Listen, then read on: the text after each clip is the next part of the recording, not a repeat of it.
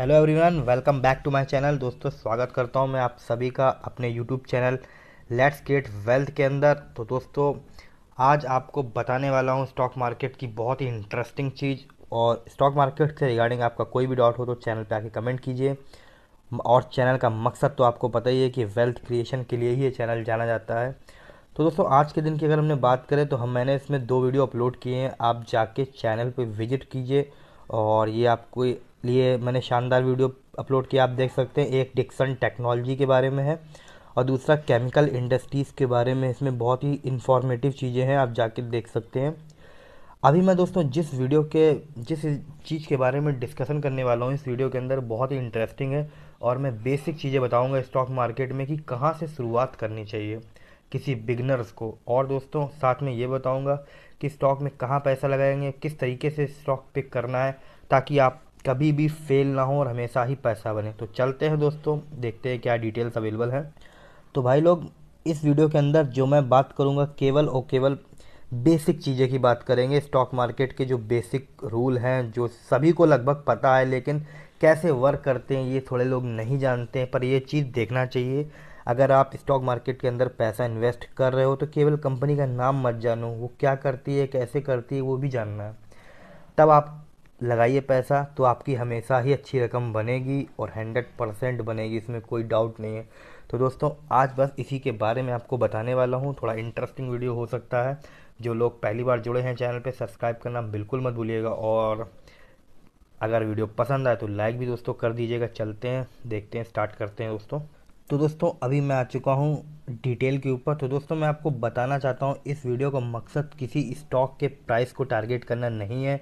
मैं इसीलिए प्राइस हटा देता हूँ, ना ही मैं आपको स्टॉक का नाम बता रहा हूँ। यहाँ पे मैं सिर्फ बेसिक चीज़ बताने वाला हूँ जो कि इम्पॉर्टेंट है। जैसे आप देख सकते हैं, सबसे पहले आपको देखना है किसी भी स्टॉक का तो मार्केट कैप देखना है कि कंपनी कितनी बड़ी है। तो मैंने एग्जांपल के लिए ये कंपनी ली है, मेरा कोई रिकमेंडेशन नहीं स्टॉक में ख़रीदना है कि नहीं ख़रीदना। तो आप देख सकते हैं कि ये कंपनी जो है मार्केट कैपिटल 3,243 करोड़ है। इसका मतलब ये कंपनी हो गई आपकी एक स्मॉल कैप। तो मैं आपको भी बताना चाहता हूँ कि 1,000 करोड़ से जो भी कंपनियाँ कम होती हैं, 1,000 करोड़ से जो भी कंपनी कम है, तो दोस्तों अगर 1,000 करोड़ से जो भी कंपनी कम होती है वो होती है हमारी माइक्रो कैप कंपनी।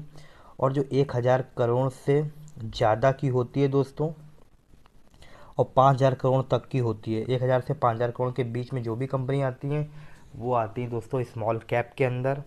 वहीं अगर आप बात करें 5,000 करोड़ से 20,000 करोड़ की जितनी भी कंपनियां हैं वो सभी आती हैं दोस्तों मिड कैप के अंदर। और 20,000 करोड़ के बाद जितनी भी कंपनियां बचती हैं ये सब आती है लार्ज कैप के अंदर। ये दोस्तों डाटा चेंज होता रहता है, ये भी मैं आपको बताना चाहता हूँ। तो दोस्तों, मार्केट कैपिटल आखिर होता क्या है आपको बताना चाहता हूँ। मार्केट कैपिटल का मतलब ये है कंपनी के पास जितने भी शेयर्स अवेलेबल हैं। एग्जाम्पल की तरह, अगर कंपनी के पास मान लेते हैं 100 शेयर हैं और कंपनी का प्राइस, स्टॉक का प्राइस मतलब चल रहा है 50 रुपये, तो कंपनी की वैल्यू कितनी हुई दोस्तों, 5,000 रुपये। तो ये हो गया दोस्तों मार्केट कैपिटल। मतलब कंपनी के जो नंबर ऑफ शेयर्स में और सीएमपी का मल्टीप्लाई कर देंगे, मतलब करंट मार्केट प्राइस का अगर हम मल्टीप्लाई कर देंगे तो मार्केट का प्राइस बाहर आ जाएगा, मार्केट कैपिटल बाहर आ जाएगा। और दूसरी जो इम्पोर्टेंट चीज़ होती है स्टॉक की जो आपको देखनी है, स्टॉक का पी वैल्यूएशन। ये दोस्तों बहुत ही इम्पोर्टेंट चीज़ है, ऐसा मानते हैं टेक्निकल एनालिस्ट के अंदर सारे लोग। स्टॉक का जो पी वैल्यूएशन है दोस्तों, इसको आप अच्छे से ध्यान रखिए। और ऐसा माना जाता है दोस्तों जो स्टॉक 12 से 13 के पी के नीचे होता है वो कंपनी बहुत ही अट्रैक्टिव होती है। जैसे आप देख सकते हैं बहुत ही चीप पड़ा स्टॉक, इसका 7 का पी अवेलेबल है। और साथ ही साथ आप देख सकते हैं इसका रिटर्न ऑन कैपिटल एम्प्लॉयड, ये होता क्या है मैं बताऊंगा दोस्तों। और साथ ही रिटर्न ऑन इक्विटी ये भी बताऊंगा। तो दोस्तों, अगर बात करें रिटर्न ऑन इक्विटी, इसकी बहुत ही लाजवाब है, 56.9%। तो ये जितनी ज़्यादा होगी रिटर्न ऑन इक्विटी और रिटर्न ऑन कैपिटल एम्प्लॉयड, ये जितना ज़्यादा होगा तो स्टॉक उतना मजबूत होगा। स्टॉक का पी जितना कम होगा स्टॉक उतना मजबूत होगा। पी हमेशा उल्टा होना चाहिए दोस्तों। और मार्केट कैपिटल तो आपको पता है जितना ज़्यादा उतनी अच्छी बात है। तो रिटर्न ऑन कैपिटल पहले समझते हैं, माफ़ कीजिए दोस्तों, रिटर्न ऑन कैपिटल एम्प्लॉयड समझते हैं कि कंपनी के पास जितना भी पैसा है जिसने इक्विटी में चेंज कर रखा है कंपनी ने, और उसके पास जो कर्जा है, दोनों को यदि आप जोड़ देंगे तो जो इनकम निकलेगी एवरी ईयर प्रॉफिट, उसे कहते हैं रिटर्न ऑन कैपिटल एम्प्लॉयड। मान लीजिए एग्जांपल के तौर पे कि 100 रुपये कंपनी के पास थे, 100 रुपये कर्जा और ले लिया, तो दोस्तों 200 रुपये हो गए। अब 200 रुपये से जितना भी प्रॉफिट जनरेट होगा वो होगा दोस्तों रिटर्न ऑन कैपिटल एम्प्लॉयड, जिसमें डेट भी है और कंपनी का खुद का पैसा भी लगा है, मेन होल्डिंग भी है दोस्तों, जिसे कह सकते हैं आप। और वही रिटर्न ऑन इक्विटी क्या है, कंपनी ने जितने भी स्टॉक अपने इक्विटी में चेंज कर रखे हैं उससे जो भी प्रॉफिट जनरेट हो रहा है उसे रिटर्न ऑन इक्विटी कहते हैं दोस्तों। ये दोनों चीज़ें दोस्तों एनुअल बेस्ड होती है, सालाना होती है। तो सबसे इंपॉर्टेंट चीज़ आपको देखना है स्टॉक का P, return on capital employed, return on equity. अभी हम नेक्स्ट चलते हैं स्टॉक के फर्दर डिटेल की तरफ। उससे पहले कहना चाहता हूँ सब्सक्राइब कीजिए चैनल दोस्तों, वीडियो पसंद आए तो लाइक भी कर दीजिएगा दोस्तों। चलते हैं और डिटेल देखते हैं। उसके बाद दोस्तों हमें देखना होता है कंपनी की बैलेंस शीट, और जो कि बहुत ही ज़्यादा आसान चीज़ है, बहुत उसमें माथा पच्ची नहीं है। कुछ बेसिक चीज़ें आपको ध्यान रखनी है, जैसे सेल्स। सेल्स का मतलब क्या है दोस्तों, बिक्री। अगर कोई बिक्री होगी तभी तो प्रॉफिट निकलेगा। तो आप यहाँ पे कंपैरिजन में करके दिखा दें, 2009 से लेके दोस्तों मार्च 2020 तक का डिटेल अवेलेबल है यहाँ पे। तो आप देखिए कैसे इसकी सेल्स बढ़ती दिखाई दे रही है, क्योंकि सेल्स अगर बढ़ेगी तो ही दोस्तों प्रॉफिट बढ़ेगा दोस्तों। तो आप देख लीजिए सेल्स कैसी बढ़ी, 301, 347। तो आप देख रहे हैं ना कंटिन्यूस कंपनी की सेल्स बढ़ती जा रही है। अगर सेल्स बढ़ेगा तो दोस्तों आप प्रॉफिट हमेशा कंपनी का बढ़ना ही बढ़ना है दोस्तों। तो यहाँ भी आप देख सकते हैं, ये तो प्रॉफिट बिफोर टैक्स है, आफ्टर प्रॉफिट में आपको प्रॉफिट, हाँ नेट प्रॉफिट आप देख लीजिए कंपनी का। नेट प्रॉफिट में भी जंप आपको देखने को मिलेगा, 13 करोड़, 10 करोड़, 6 करोड़, 5 करोड़, 2 करोड़। जिस तरीके की सेल्स निकलेगी उस तरीके का प्रॉफिट होगा। यदि प्रॉफिट कम हो रहा है, सेल्स ज़्यादा हो रही है, उसका वजह क्या हो सकती है दोस्तों, उसकी वजह हो सकती है एक्सपेंशन, कंपनी का खर्चा। जैसे मैं आपको दिखाना चाहूँगा, ये देख लीजिए आप कि यहाँ पे देखिए कि सेल्स जो हुई थी दोस्तों 301 करोड़ हुई, तो इसको प्रॉफिट कितना हुआ, 13 करोड़, देख रहे हैं आप।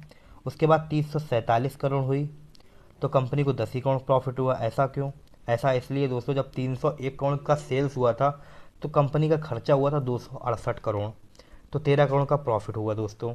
ठीक है, अभी तब 347 करोड़ इन्होंने बिक्री की तो उसमें 309, 10 करोड़ तो खर्चा हो गया, तो दोस्तों ज़्यादा बचा ही नहीं पैसा। तो जैसे अगर एक्सपेंस बढ़ते रहेंगे तो चाहे जितनी सेल्स हो प्रॉफिट अपने आप घटेगा दोस्तों। तो आप याद रखिएगा ये चीज़ कि सेल्स लगातार ग्रेजुअली बढ़नी चाहिए, एक्सपेंशन कंपनी के कम होने चाहिए एक्सपेंस, और प्रॉफिट बढ़ना चाहिए, क्योंकि प्रॉफिट ही मेन चीज़ है। और सबसे इंपॉर्टेंट चीज़ आगे अंत में वही होती है कि आखिर आपकी पॉकेट में जा क्या रहा है, उसी को कहते हैं प्रॉफिट। अब उसके बाद हमें देखना है दोस्तों दो चीज़ें खासकर। रिटर्न तो दोस्तों ऑटोमेटिक निकलता ही है, आप सिर्फ एक चीज़ देखिए कि उसके बिजनेस में कंपाउंडिंग दिखाई दे रही है या नहीं दिखाई दे रही है, फर्दर ग्रोथ दिखाई दे रही है या नहीं दिखाई दे रही है। तो ये भी इंपॉर्टेंट है दोस्तों। आप देख सकते हैं कि कंपनी में क्या ग्रोथ है, तो आप देख सकते हैं कंपनी लगातार ग्रेजुअली अच्छी खासी ग्रोथ दिखा रही है कंपाउंडिंग के थ्रू। तो ये सारी चीज़ें बहुत ही इंपॉर्टेंट हैं। और जैसा मैंने भी आपको अब मैं आपको उसकी बैलेंस शीट और दिखाना चाहता हूँ। बैलेंस शीट में सबसे इंपॉर्टेंट चीज़ दोस्तों एक चीज़ होती है कि कंपनी के पास दोस्तों डेट नहीं होना चाहिए ज़्यादा, जो कि बहुत इंपॉर्टेंट चीज़ है।